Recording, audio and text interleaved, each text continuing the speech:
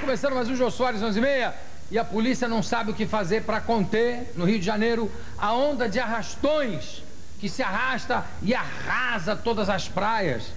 As agências de viagem estão com medo que os arrastões prejudiquem o turismo. Não, realmente, para um estrangeiro já é difícil pronunciar a palavra arrastão, não é? Arrastão. What is arrastão? Agora imagina entender aquilo tudo. Tem turista que não entendeu até agora. Ele acha que participou de um bloco de carnaval.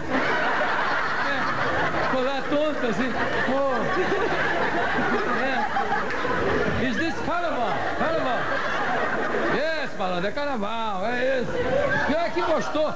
Aliás, é uma boa ideia você organizar o horário da bagunça, incorporar os arrastões no calendário turístico da cidade. Pensa no texto do folheto turístico. Já pensou? Que bonito. Arrastão. Em inglês, The Big Drag.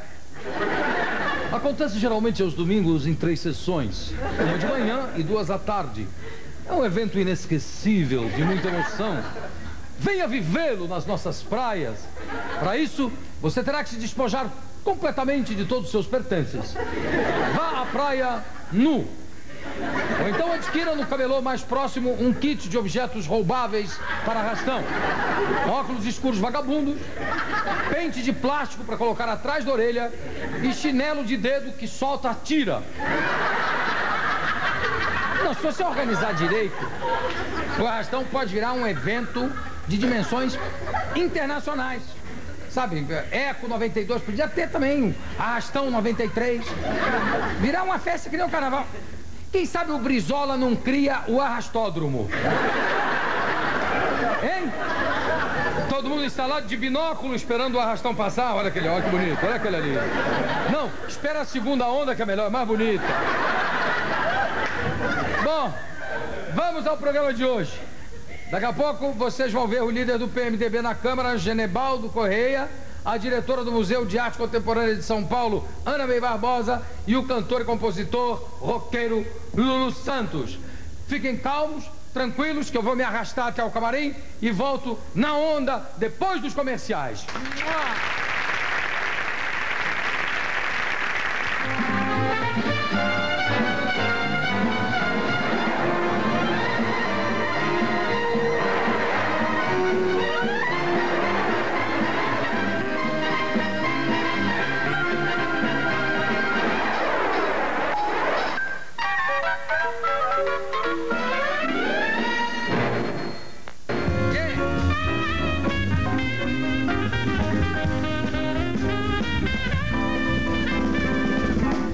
Vamos começar o Jô Soares nos meia dessa terça-feira, lendo aqui uma notícia a respeito das Olimpíadas em Brasília. Parece que o governo Itamar Franco não ficou solidário à proposta do deputado Paulo Otávio de levar a Olimpíada para lá no ano 2000. O projeto não foi considerado prioritário. Não sei porque é uma coisa tão, não é, bonita, tão útil de fazer uma Olimpíada, o país está assim tão próspero. Acho uma ideia tão boa para o deputado Paulo Otávio fazer as Olimpíadas do Brasil, que vai ter que construir, que teria que construir lá de alojamento e tudo. Mas no fundo tem uma coisa boa aí de se fazer a Olimpíada em Brasília, é que podia se aproveitar a oportunidade para depois deixar Brasília apenas como sede olímpica. Ficava lá, usava de 4 em 4 anos só, ficava uma beleza. Incrível, na África o macaco está ensinando o nativo a subir em árvores. Todo dia o macaco faz uma demonstração diante dos olhos do nativo, que observando o que faz o macaco já conseguiu subir numa árvore de 4 metros. Que coisa interessante, o macaco é aqui em cima. E o cara vai e faz, sobe igual o macaco. Eu vou até perguntar pro Derico, meu assessor para assuntos aleatórios. Diga lá. Se você sabe, você já aprendeu a subir em árvore? Você sabe, quando era criança, subia bem em árvore? Não, eu tô ensinando. Tá bom, tá certo. Carta de Elisa Guinter. Elisa Guinter, do Rio de Janeiro. E ela diz o seguinte: meu gordinho simpático. Sou eu. Será que você podia fazer o favor de divulgar para mim o que segue? Ah, posso? Claro que eu posso. Ela pede para divulgar o seguinte: jovem morena, de olhos verdes, cabelos pretos, inteligente, simpática, cursando o 3º ano de Direito, deseja conhecer pessoa que aprecie cinema, teatro, televisão, literatura, música, de preferência jazz, que goste de humor, que seja saudável, podendo até ser gordo. Para um relacionamento sério e duradouro. Resposta para o endereço anexo. Jô, você conhece alguém nessas condições? Conheço o João Gordo, dos Ratos do Porão. Só que ele já está noivo da Alê, né? Eu podia encaixar aqui, mas tem que ser gordo. Aí não dá. Vamos trabalhar. Ele está fazendo tudo para manter o PMDB unido. Vou conversar com o deputado Genebaldo Correia.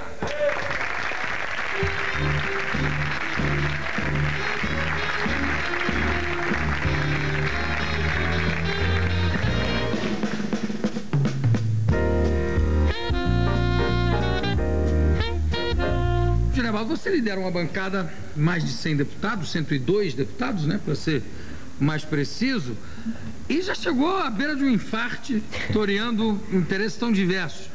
Como é que tá como é que você vê o seu partido hoje, o PMDB, de repente volta a ser um partido rachado? Olha, Jô, lá na Bahia a gente diria que o PMDB está precisando, nesse momento, de um banho de folha, tá vendo? Para afastar os maus presságios. Qual é a folha boa? Deixa eu tomar nota aqui.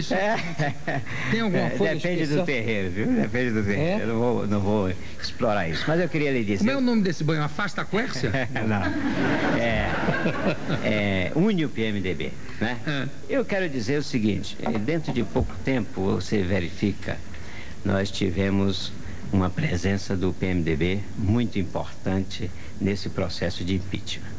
Perfeito. Foi do PMDB o relator na CPI, o nosso senador Amir Lando, e foi relator também na comissão especial o nosso deputado Nelson Jobim. E na votação nós tivemos o PMDB fechadinho, votando por unanimidade a favor do impeachment, interpretando esse sentimento nacional. De repente... acontece aquelas coisas aqui com a polícia de São Paulo, de repente acontece essa campanha insidiosa contra o presidente do mesmo partido e, mais grave do que tudo isso, de repente o nosso Ulisses desaparece. Então é realmente um momento... Então é realmente um momento dramático que nós estamos vivendo. Nós todos, até para quem não tem partido. Mas eu queria te dizer uma coisa, tem determinados partidos aí que eu sei que você conhece muito bem, que se morrer o chefe do partido, acaba o partido. Porque o partido vive em função do chefe. O PMDB é diferente, né? Tem uma história, uma rica história desse país. É um partido enraizado na alma do povo, né? E, com, você disse aí, 100 e tantos deputados, acaba de eleger quase 2.000 prefeitos nesse Brasil. Portanto, um partido forte. E sempre teve a sua marca, né? Não é a marca do amém de todo mundo pensar da mesma forma. Desde os velhos tempos você ouvia falar em Tancredo liderando os moderados, Ulisses liderando os autênticos, né? Correntes diversificadas. É um partido plural, né? E agora você diz que tem a corrente do Quércia, tem a corrente do Simão, e assim o partido vai continuar com essas divergências internas, mas que são importantes para a própria vitalidade do partido. Mas, Genebaldo, eu queria perguntar, antes completando o que você falou aí do comportamento do PMDB durante a votação do impeachment, eu quero te dar pessoalmente os parabéns pelo seu voto, pela sua atitude durante todo esse processo. E agora eu queria continuar perguntando sobre uma outra CPI. Como é que fica, quer dizer, qual é o incômodo que gera dentro do partido o problema presidente do partido, Orestes Quércia, dentro da CPI da VASP? Quando teve aqui, ontem mesmo teve aqui o deputado Salomão, disse que já há provas de que o governo Quércia injetou 55 milhões de dólares na empresa, refinanciou uma dívida de 270 milhões, tudo isso para facilitar a venda ou a compra da VASP. E, no fundo, quem vai pagar, quem acaba pagando essa conta é sempre o contribuinte, no caso mais especificamente o contribuinte de São Paulo.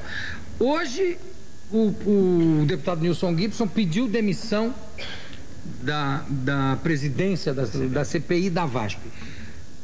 Falando aqui só entre nós, com toda a franqueza, vamos esquecer que estamos aqui na frente da televisão, e dizer o seguinte: como é que fica o partido e como é que fica o Quércia dentro disso tudo? Porque aí, só para complementar, aí nos jornais a gente vê anúncios do Quércia dizendo que não tá, que foi desindiciado, que não tem prova nenhuma. E aí hoje também tinha um depoimento do Zé Português, porque ele foi acusado de estar envolvido nisso e naquilo. De qualquer forma, isso tudo não afeta um pouco É claro. a tranquilidade do partido? É claro, e é melhor que isso não estivesse ocorrendo. Mas é que o partido tem força suficiente para superar esses obstáculos. Antes de entrar diretamente no assunto, eu deveria lhe dizer, chamar a atenção, por exemplo, o Ulisses Guimarães faz muita falta ao PMDB. E não só ao PMDB, ao Congresso Nacional, à democracia brasileira, né? Faz falta a todos nós.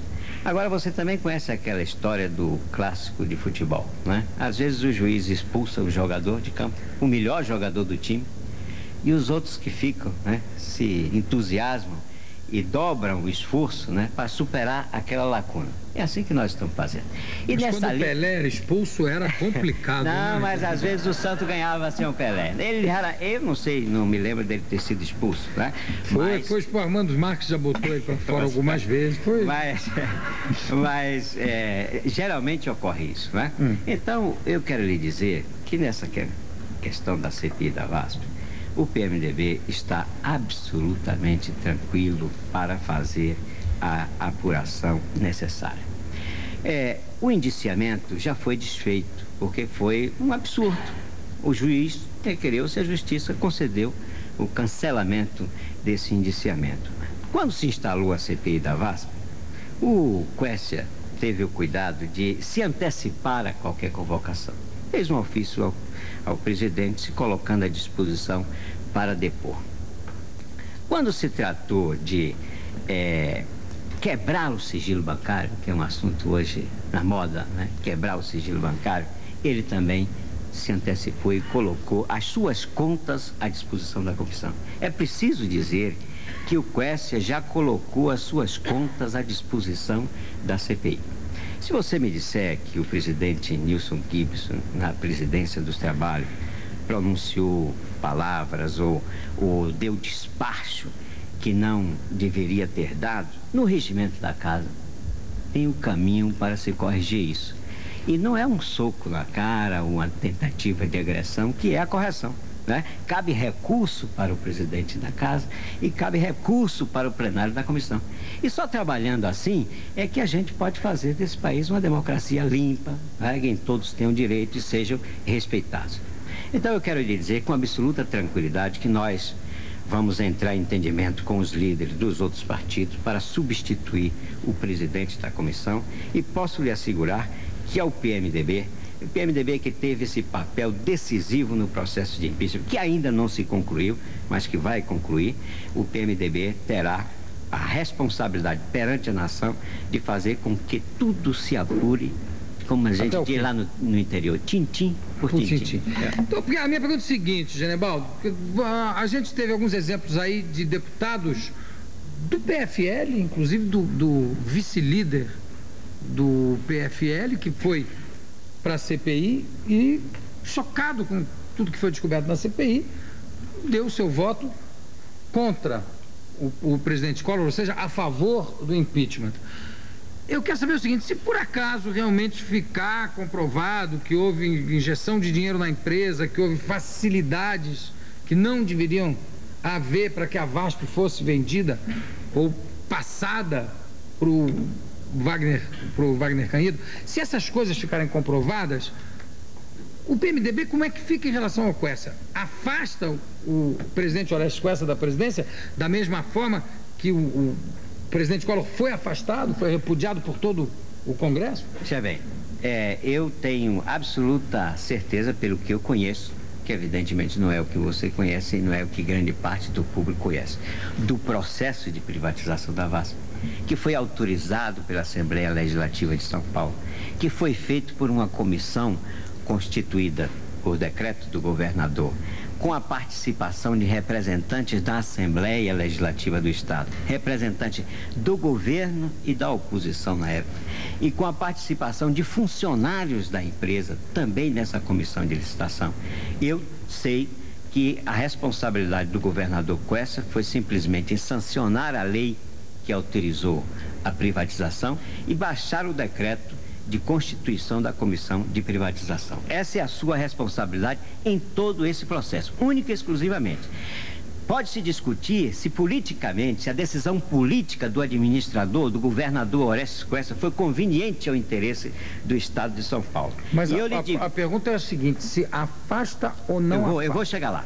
Então, no que se refere, no que se refere ao ônus para o governo do Estado, no ano de 91, o prejuízo no ano de 91 já chegava a 450 milhões de dólares.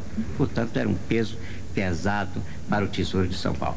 Então, essa é a minha convicção. Agora, posso lhe assegurar que o governador Quércia não tem responsabilidade neste caso, mas se vier a ter... Não foi um ato falho isso, não, né? de jeito nenhum. É porque a gente falando de CPI, é natural. Misturou um com o outro. Claro. Mas se houver... Se houver, o partido terá a autoridade, a dignidade, a responsabilidade, a consciência cívica para afastá-lo da presidência do partido. Tudo bem. Quer dizer, aí não entra nenhum 2 pesos e 2 medidas, nem nenhum problema de consciência, quer dizer, se houver, é afastado. Quer dizer, isso... Agora, no momento, não existe nenhum motivo para afastá-lo. Pelo contrário, existe motivo para aplaudir o bom desempenho do PMDB nas últimas eleições. É o partido que fez maior número de prefeitos em todo o Brasil. Deputado, você já foi internado por causa de climas políticos dentro do Congresso, né? Quer dizer, você é uma pessoa sensível a essa agitação toda. E eu pergunto a você se você está tranquilo, se você está dormindo bem com essas manobras que começam a surgir no sentido de aumentar prazos, de não se conseguir julgar no Senado o presidente afastado, Fernando Collor, dentro dos 180 dias. Você tem dormido bem? Não tem feito nenhum protocolo na sua vida? Não... Eu lhe digo o seguinte, eu ando preocupado. E a bancada no Senado também anda preocupado, né, com a possibilidade desses prazos se alongarem muito. Né? Nós temos que ter a consciência de que esse processo não está ainda concluído. É por isso que eu tenho dito que o presidente Itamar, até a conclusão desse processo, eu disse até isso para a imprensa, ele pode xingar, ele pode esfolar, ele pode aborrecer, nós não devemos dizer nada. Devem permanecer todos aqueles que estiveram unidos no processo até a votação da Câmara, todas essas forças devem permanecer unidas até o processo final.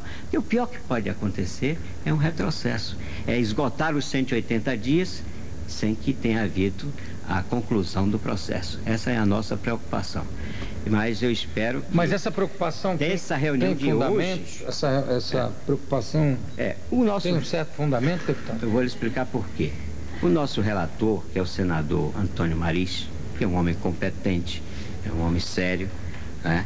Ele manifestou a todos nós essa preocupação. E teve audiência com o presidente do Supremo Tribunal Federal, que resultou numa reunião que hoje está se realizando em Brasília, justamente para tentar diminuir aquele calendário que foi apresentado. Porque com aquele calendário, há a interpretação de que com os pedidos de perícia, de apresentação de provas, etc., que aquele calendário possa ser vencido. Vai ficar uma loucura, vai dizer assim, olha, não, a página 1 estava depois da página 2, então Isso aí nós vamos pedir mais 3 meses para recolocar essa página aqui no lugar. Vai ficar uma coisa... Agora, o que me espanta é o seguinte, por que aqui o presidente do Supremo, que teve o voto, aliás, no Supremo, de acordo com o voto que depois foi confirmado no Congresso, ou seja, ele votou sim pelo voto secreto e não pela prorrogação de prazos de defesa, não é isso? Por que de repente no Senado pode aparecer essa justificativa de se dar mais prazo para uma defesa que não surgiu até agora? Por uma razão simples, você sabe que o processo legislativo ele é demorado. Ali nós temos um velho parlamentar que você naturalmente vai falar com ele daqui a pouco. Mas na justiça é mais demorado ainda. Então, a cautela do juiz com os prazos é muito maior do que no Congresso Nacional, né? E nós precisamos entender que o processo de impeachment, ele se realiza no Congresso, conforme as regras do Congresso, né? Estabelecidas, evidentemente, na lei e no regimento. E a presença do presidente do Supremo Tribunal Federal, às vezes, dá um cunho de como se fosse um processo no próprio Supremo. Mas o processo me parece que já deixa um pouco de ser um processo jurídico para ser um processo político. Ele é um processo mais político, né? Tem justamente essa característica. Agora, vamos pensar aqui na hipótese, vamos dizer, olha, não, atrasou um pouco e o presidente Collor toma posse de novo. Você imagina, venceram 180 dias. E aí, como é que fica? O que é que diz a lei? O processo prossegue, mas ele reassume. Pois é, mas aí o processo prossegue. E aí, muda a opinião dos senadores? E aí, novo ministério, ele vai de novo fazer nova reforma administrativa para juntar de novo os ministérios que estão sendo agora separados pelo Itamar. É um inferno que não se pode nem pensar. Perde-se mais dinheiro, o país perde mais dinheiro, mas digamos que aconteça isso. Isso mudaria a opinião dos senadores? Ou seja, a maioria dos senadores, mais de 2/3 dos senadores? Eu creio que não. Eu creio que não, porque felizmente até hoje as forças que atuaram na Câmara, elas estão com o mesmo propósito no Senado. E mais que isso, o povão que está aí, aqui representado no seu programa e que está na rua, está de olho também no Congresso e vai acompanhar e vai dar essa sustentação necessária que o Senado confirme a decisão da Câmara. Tá bom, eu conversei aqui com o deputado líder do PMDB, Genevaldo Correia. Deputado, muitíssimo obrigado pela sua presença aqui no programa. Volte sempre que quiser e sempre que puder. E daqui a pouco a gente volta.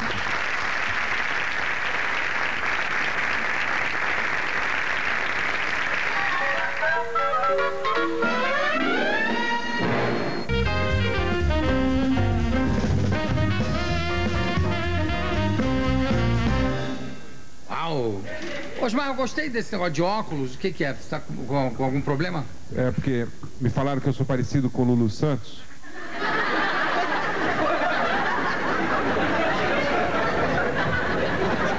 De óculos, né?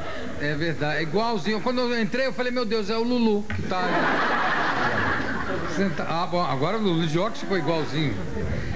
Na Alemanha, paraquedista levado pelo vento caiu num campo de nudismo só para mulheres. As 200 mulheres que residem no campo, em vez de o expulsarem imediatamente, organizaram uma festa em sua homenagem. As danças se prolongaram até de madrugada. O rapaz só conseguiu sair do campo de manhã cedo, indo direto para um hospital onde está se recuperando. Que festa que deve ter sido isso. Deixa eu ler uma carta que eu recebi aqui da União dos Punks Independentes de São Paulo. Beleza? Não tem, é só da União Punk de São Paulo, tá aqui.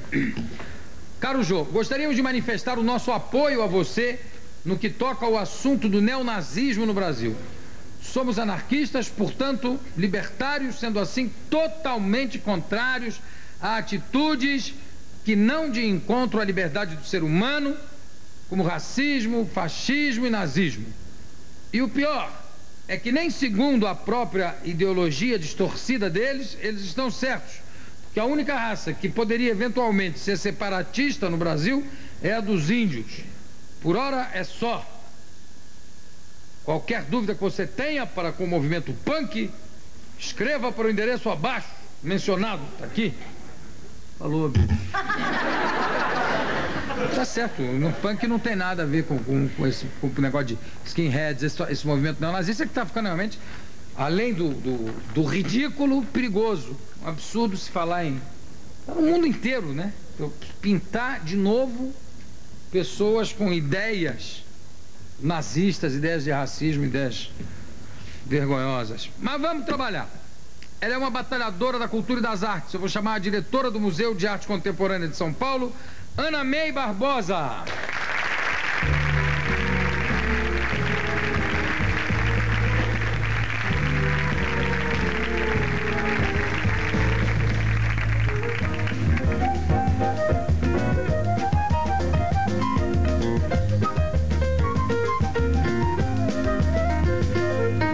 Ana, dirigir um museu no Brasil já não é uma tarefa fácil.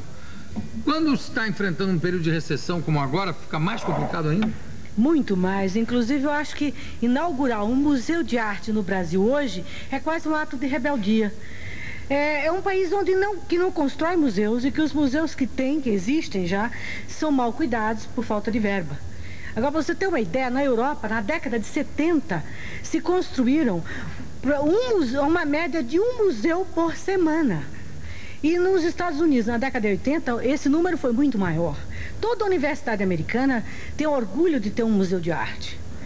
E no Brasil, só a Universidade de São Paulo tem um museu de arte.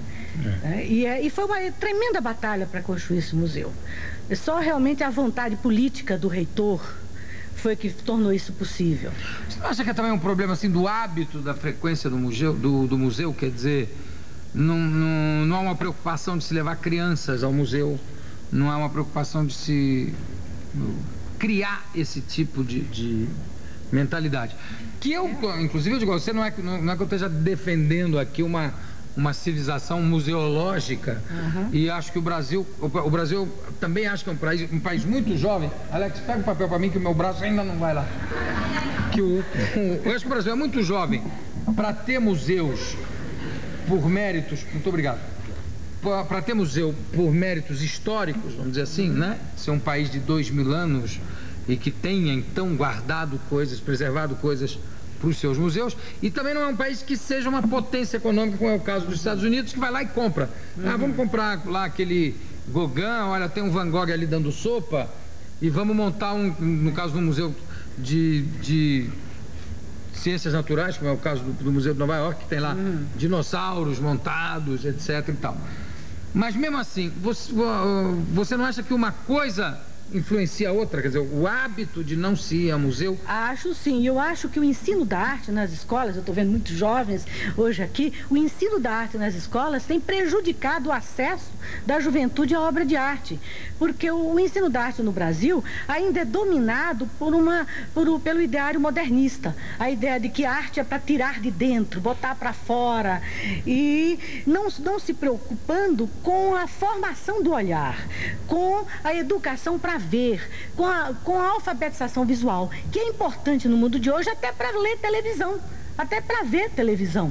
É importante, para você não ser enganado simplesmente pela imagem, mas para você ter consciência do que você está aprendendo através da televisão. Há uma pesquisa na França que diz que 82% do que a gente aprende informalmente, fora da escola, a gente aprende através da imagem. O outdoor, a imagem de televisão, até as embalagens de supermercado, cinema, etc. Agora, 51% dessa aprendizagem é inconsciente. Você veja o perigo num país onde se ganha eleição através da imagem, através da televisão. Então você vê como é perigoso essa aprendizagem inconsciente. Na hora de você tomar uma decisão como votar, você vai tomar uma decisão baseada em infiltração de conhecimento que você não tem consciência dele. Qual é o acervo, exatamente o acervo do Museu de Arte Contemporânea de São Paulo? Nós temos 4.954 obras. Aliás, 55, porque a semana passada ainda não está catalogada, ganhamos uma. De uma artista brasileira que vive nos Estados Unidos, Joseli Carvalho. E qual é a verba que o museu tem para comprar trabalhos de artistas? Comprar nenhuma. O que nós fazemos é atacar os artistas, pedir.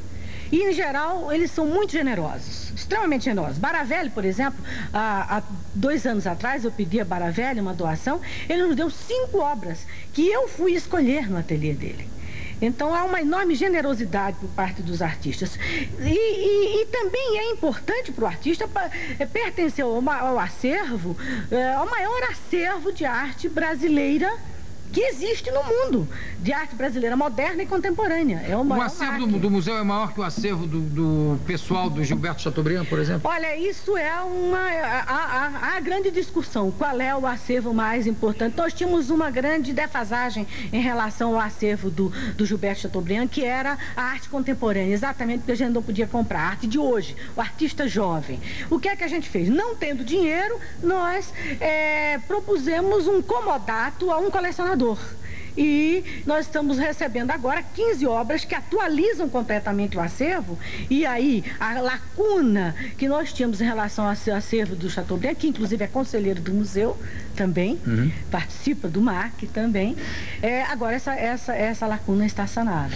Os problemas que, assim, tipo cupim, né? Parece que o museu enfrentou uma batalha aí contra os cupins. O que os cupins chegaram a destruir dentro do museu? Eles não chegaram a destruir nada, porque nós éramos mais rápidos do que eles, por incrível que pareça. Mais rápido que cupim? Mais rápido do que cupim.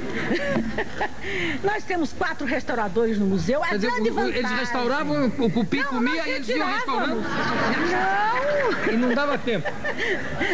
Nós chamávamos um descupinizador imediatamente quando havia algum foco de cupim. E nós temos a grande vantagem de pertencer à Universidade de São Paulo. E então nós temos a universidade garante a folha de pagamento dos funcionários e garante a atualização desses funcionários, a preparação desses funcionários.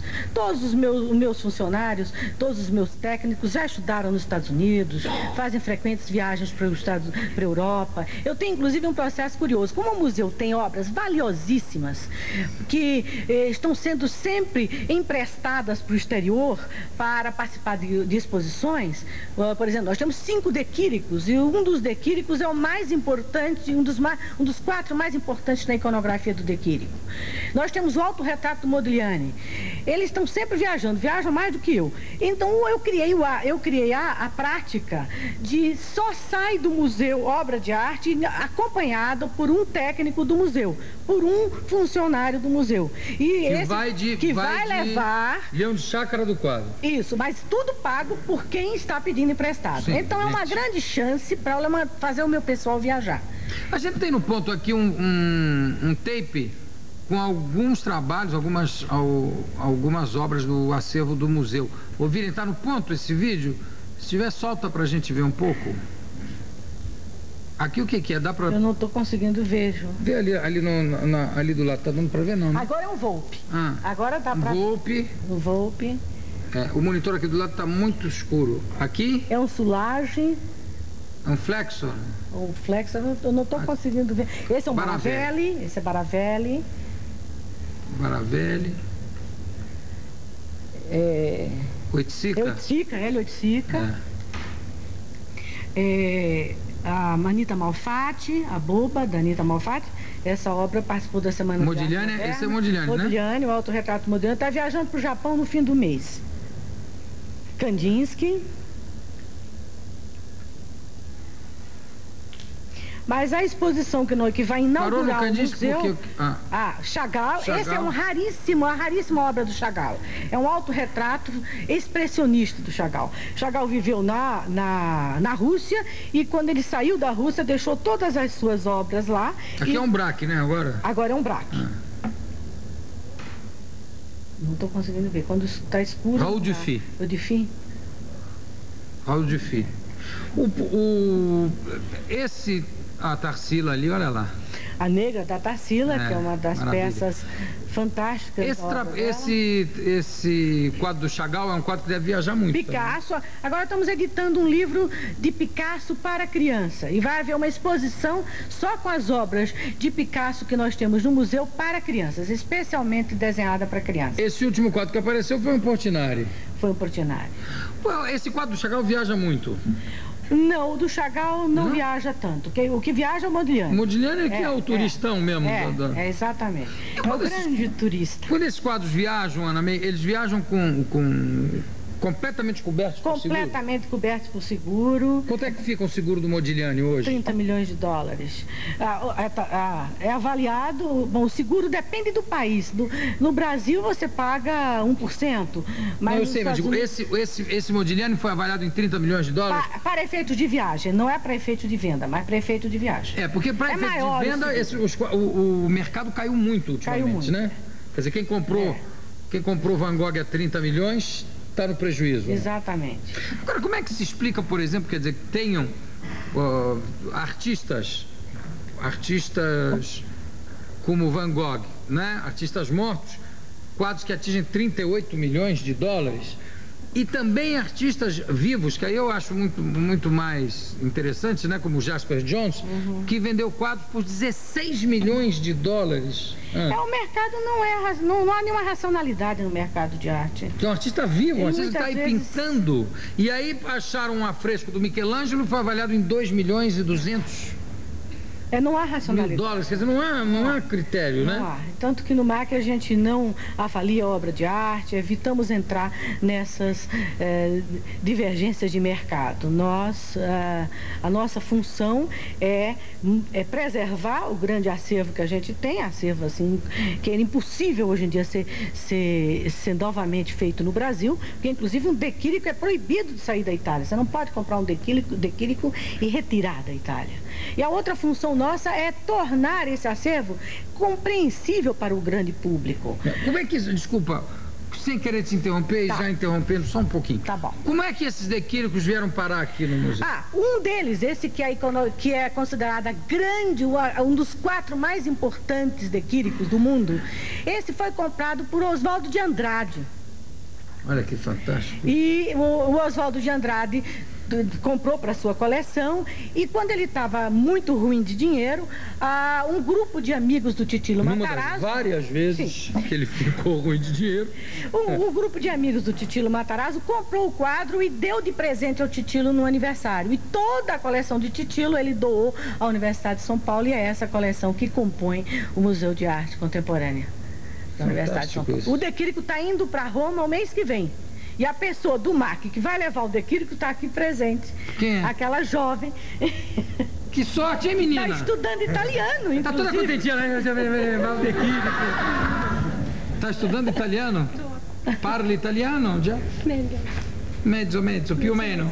Più o meno. E dove vai in Italia? Roma. A Roma? Sì. Diretto a Roma? Sì.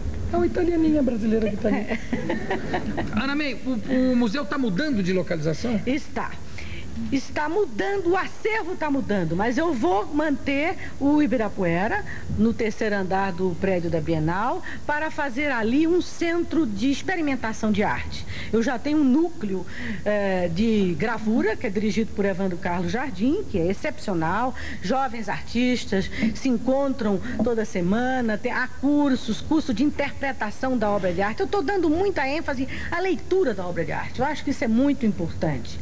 Eu fico assustada quando se diz que jovens saem da escola sem saber equação. Eu também fico espantada sabendo que jovens saem da escola sem nunca ter ouvido falar em Tarsila do Amaral. Eu acho que os artistas compõem a face do país. Então é importante conhecê-los. Né? Então, agora, todo o acervo muda para o prédio novo. O prédio inaugura quinta-feira. Eu espero você lá. Quinta-feira à noite. 8 horas da noite, inaugura. Tá bom. E o acervo é um prédio que está sendo... nós estamos procurando equipar com todas as normas modernas museológicas. Tem um melhor sistema de segurança, igual só na Casa da Moeda. Foi doado pela Fundação Vita, né?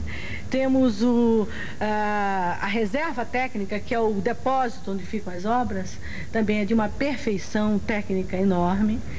E estamos nos preparando para a festa. Veio para participar da inauguração a artista Bárbara Kruger, né, que com a ajuda da Lumina, nós temos um enorme apoio da empresa privada. Isso é interessante. Temos empresas, inclusive, que nos financiam todos os anos. Então, a Lumina já nos ajudou a trazer o Cristo. E agora a Bárbara Kruger, que está com um outdoor pela cidade. Quem via esse outdoor, mulheres não devem ficar em silêncio. Tá aí, o outdoor tá aí, tá aí. Esse outdoor de Bárbara Kruger, uma artista muito importante hoje na arte contemporânea. O Cristo esteve aqui quando, Cristo? Em 89. Não embrulhou nada? Não, não embrulhou nada, só conversou muito. Ele olhou e disse assim, isso aqui é um país que deve dar cada pacote.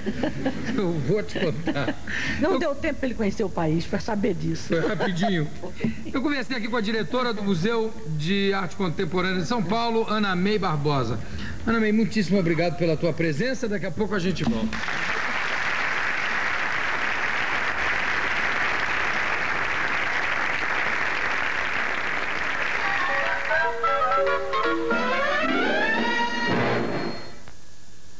Veja no Jornal do SBT, o Brasil já pode formar médicos especializados em medicina espacial. Itamar Franco investe num pacto social com a participação de quase todos os países.